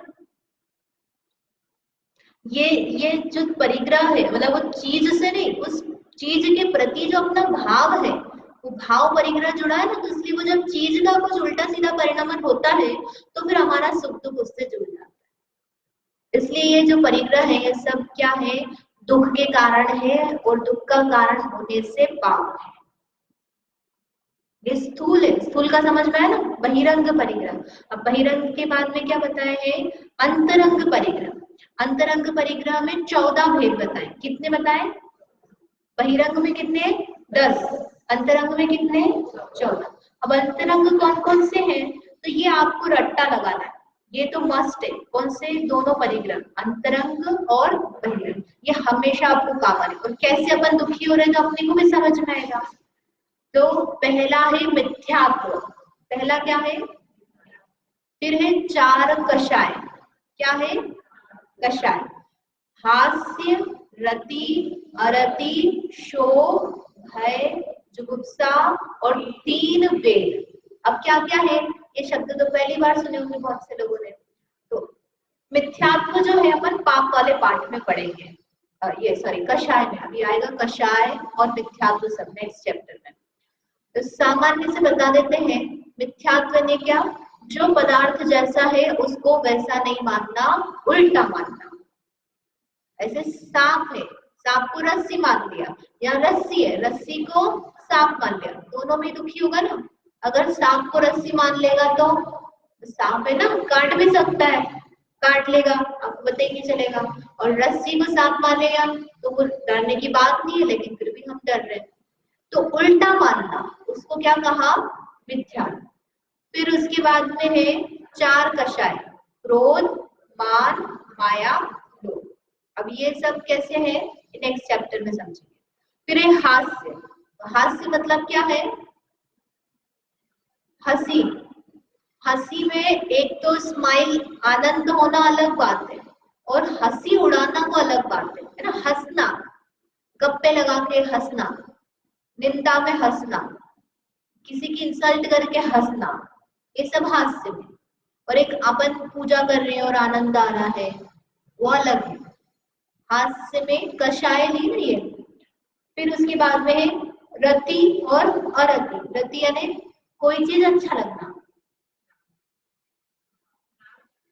राग नहीं, रति जैसे छोटा बच्चा है तो किसी बच्चे को देखते से हमको प्रेम का भाव दस लगता है, हम उसको ले लें, तो वो प्रति छोटे बच्चे को देखते से प्रेम अपने को, और किसी के प्रति नहीं भी आता, किसी बच्चे को देख कर ये आगे यहाँ नहीं बैठे मेरे पास में, बहुत मस्ती हो रहे, नहीं भी देखा अपने मस्ती को, लेकिन उसको देखते से आपको कैसा लग रहा है, ये कहाँ आ गया, ये मेरे पास आके नहीं बैठे।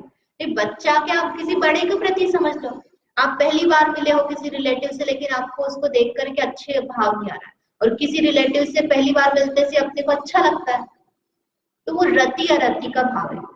रति यानी स्नेह, अच्छा लगना, प्रेम का परिणाम। अरति यानी अच्छा नहीं लगना, बुरा लगना, मतलब द्वेष रूप परिणाम। जैसे करेले की सब्जी और पनीर की सब्जी। फिर शोक। शोक यानी दुख होना, रोना आना, कोई चीज टूट जाए है ना, बिछड़ जाए, कोई रोग आ जाए, तो इसमें हमको जो अंदर दुख होता है वह शोक है। और भय यानी डर लगना, जैसे बिल्ली से डर लगता है, गाय से डर लगता है, गाय से तो नहीं लगता होगा, एक बच्चों को लगता है ना, छोटे बच्चे होते हैं तो, बड़ों को भी लगता है छिपकली से डर लगना, तो अपने घर के बड़े बूढ़ों से डर लगना ना, सामने नहीं जाते अपन, उनसे डर लगता है, तो भय। और जुगुप्सा। जुगुप्सा यानी ग्लानि का परिणाम, गंदगी देख करके, बच्चे ने टिफिन में ना मांजने में नहीं रखा, अब खोलने की इच्छा नहीं हो रही, आपकी नाक बिल्कुल ऐसी फोसी कुड़ के आप खोलने की कोशिश कर रहे हो, है कहीं बाहर गए घूमने, और फिर आपको पब्लिक रेस्टोरेंट में उसमें जाना पड़ रहा है, टॉयलेट में, तो जो ग्लानि का परिणाम है बेसिकली वह जुगुप्सा। और फिर है तीन वेद। तीन वेद, स्त्री वेद, पुरुष वेद और नपुंसक वेद।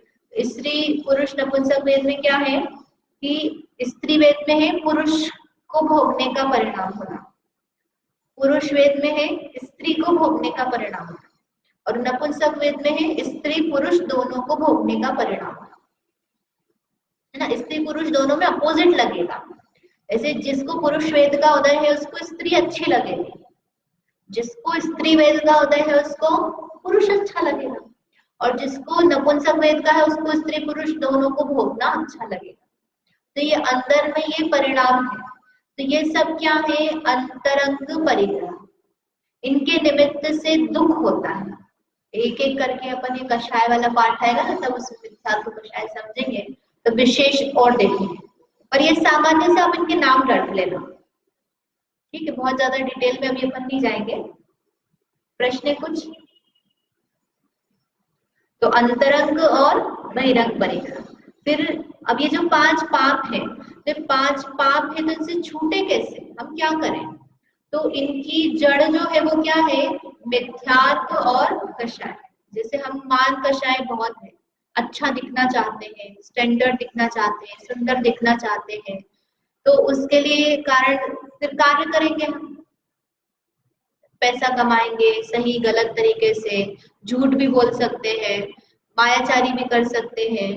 तो मिथ्यात्व कहा, तो मिथ्यात्व यानी इस शरीर को मैंने अपना माना, अन्य पदार्थों को मैंने अपना माना, अब उसको अपना माना है तो फिर मैं क्या काम करूंगा, उसके लिए काम करूंगा, शरीर को सुखी बनाने के लिए काम करेंगे, मैं जिसमें ये शरीर अच्छा बना रहे, इसका काम चलता रहे, तो जहां सुख नहीं है वहां सुख मानेंगे, फिर उसके कारण से हम कार्य करेंगे। जैसे ज्वेलरी में सुख मान लिया कि ज्वेलरी में भी कौन सी होनी चाहिए, गोल्ड की होना चाहिए, डायमंड की होना चाहिए, वैसा सुख मान लिया। अब सुख मान करके फिर हमारे सारे कार्य कैसे चलेंगे, उसके लिए चलेंगे।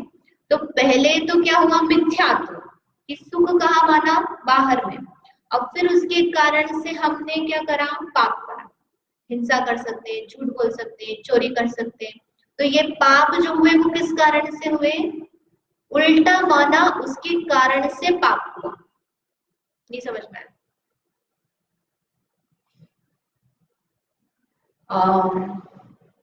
झूठ बोलने का अपन उदाहरण लेते हैं। झूठ क्यों बोलते हैं?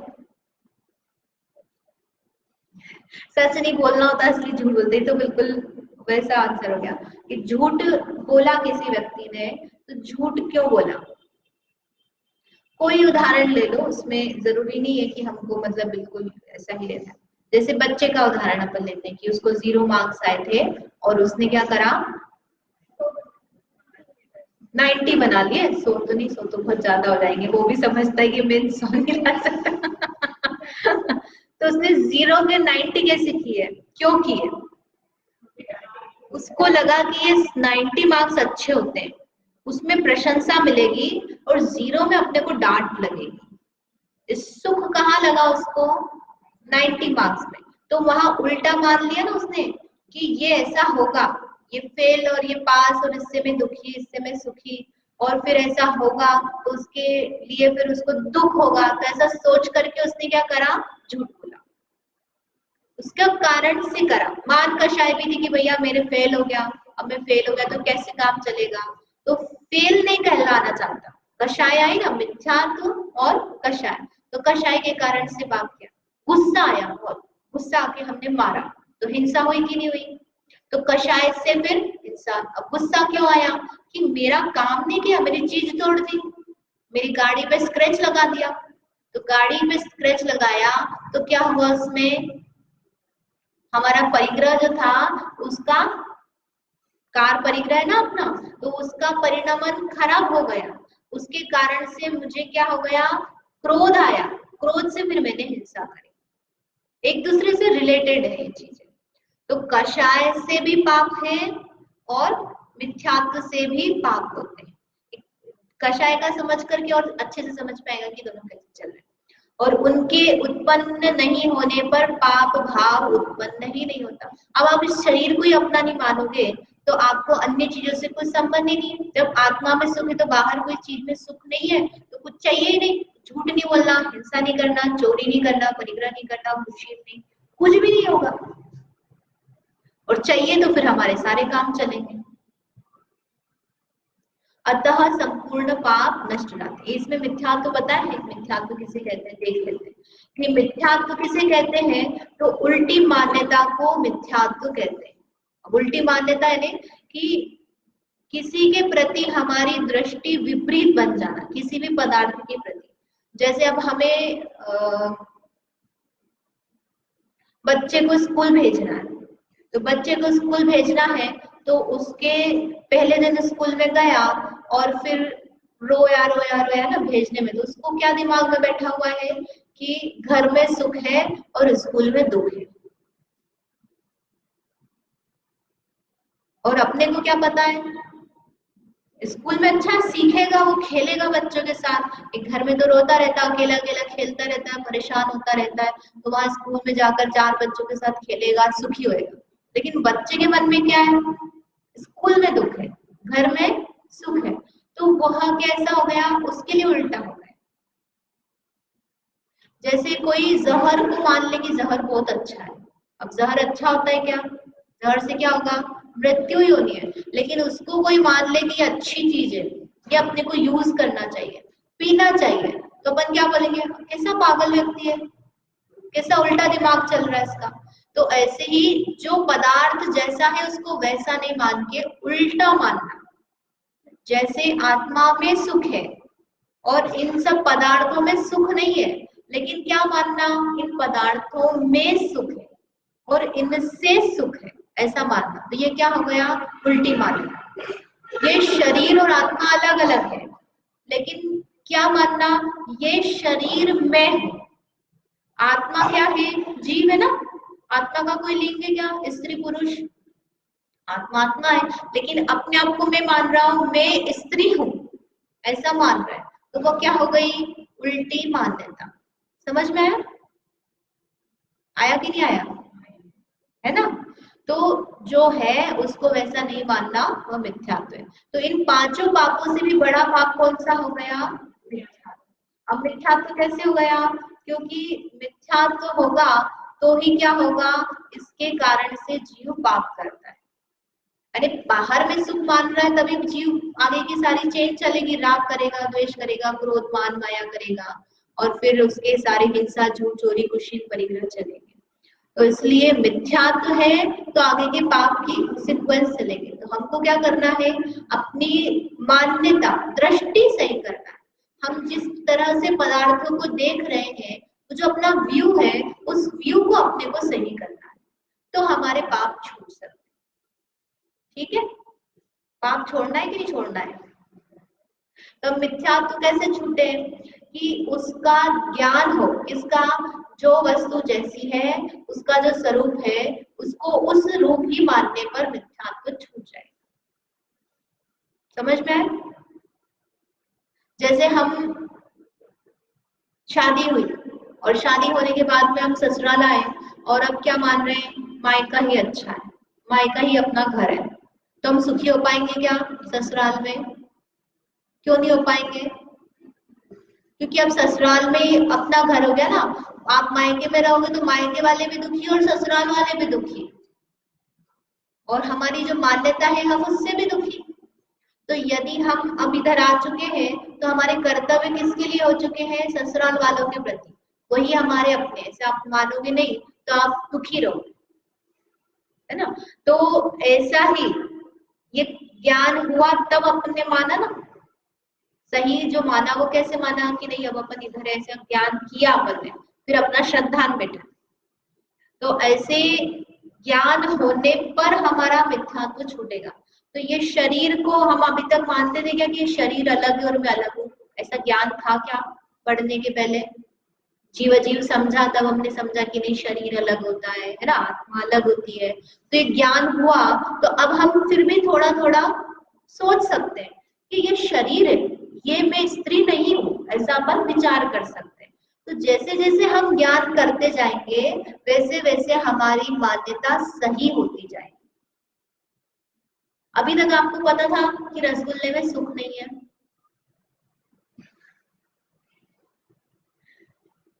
रसगुल्ले जिसको पसंद नहीं है उसकी बात नहीं कर रहे लेकिन जैसे रसगुल्ले की जगह अपन ज्वेलरी, कपड़े ये ले लो, उसमें अपने को सुख लगता है।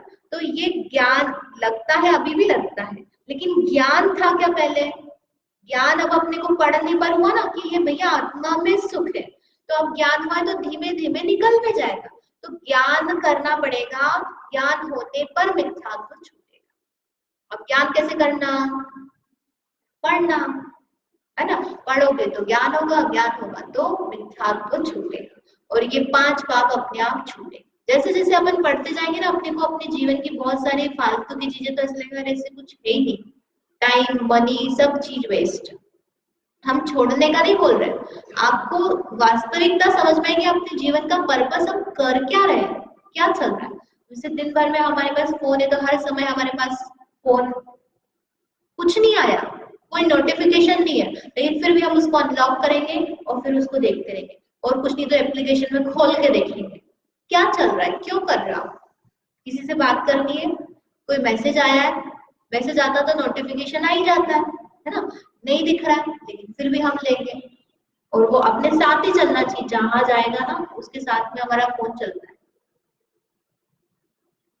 है कि नहीं है। अब ये परिग्रह है अपना, ये सबसे बड़ा इसका आप उदाहरण देखो कि बच्चा कितना दुखी हो जाता है अगर उससे आप ये ले लो, वो वीडियो देख रहा है, गेम खेल रहा है, और आप 5 मिनट के लिए फोन पर बात करने के लिए कि मुझे बात करनी है, छोटे 4-5 साल, बड़े भी ले लो, आप कोई से भी ले लो, कैसी लड़ाई झगड़े होते हैं, कितना दुख होता है उसको। तो ये परिग्रह, ये सब 5 पाप से दुख है, ये समझ में नहीं आता अपने को। ये थोड़ा विचार करना कि कैसे दुख है। ये दुख है तो अभी भी दुख है और भविष्य में भी दुख होगा, इसलिए छोड़ने लाया। भले अभी वर्तमान में दिख नहीं रहा है लेकिन अंदर में अपन दुखी होते हैं उससे। चोरी करके खुशी नहीं होते, चोरी करने वाला उस चीज को छुपाने के चक्कर में ही रह जाता है, वो यूज भी नहीं कर पाता। चप्पल चुरा के लाएगा, अगर अड़ोस पड़ोस की चप्पल चुरा के लाया है तो उसको क्या करेगा?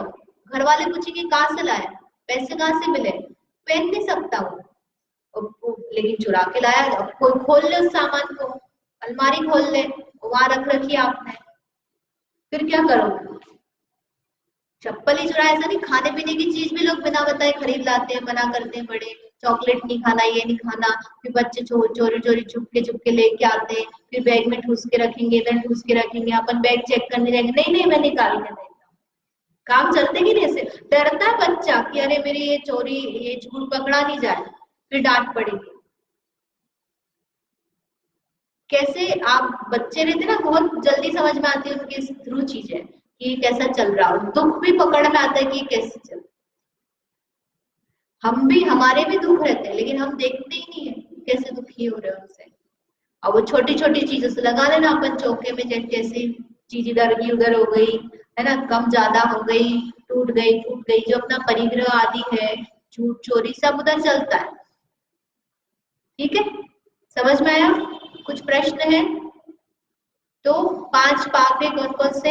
हिंसा, झूठ, चोरी, कुशील, परिग्रह। पांचों में दो तरह से भेद किए, द्रव्य और भाव। द्रव्य में क्या लगाना? बाहरी किसी पदार्थ से संबंधित पाप होना, और भाव में क्या लगाना? आत्मा में वस्तु का परिणाम होना। जैसे चोरी है तो बाहर में पदार्थ उठाया तो वो क्या हो गया? द्रव्य चोरी, और आत्मा में किसी चीज को चुरा लेने का भाव हुआ तो वो क्या हो गया? इस तरह से यह 5 पाप समझे, हम अपने जीवन में 5 पापों से दूर रहे, नहीं करें, ऐसा अपन समझने का, अपने जीवन में लाने का प्रयास करें। अब इसके बाद में एग्जाम का आपको कहा था, तो आई थिंक बात हो गई होगी आप लोगों की। आप नेक्स्ट वीक भी दे सकते हैं एग्जाम, और ये वीकेंड पर भी, यदि आपको जैसा भी, आप इंदिरा आंटी से बात करके आप समझ लेना कि कब देना है। ठीक है, खिलवाड़ी से कुछ अनाउंसमेंट करना है क्या?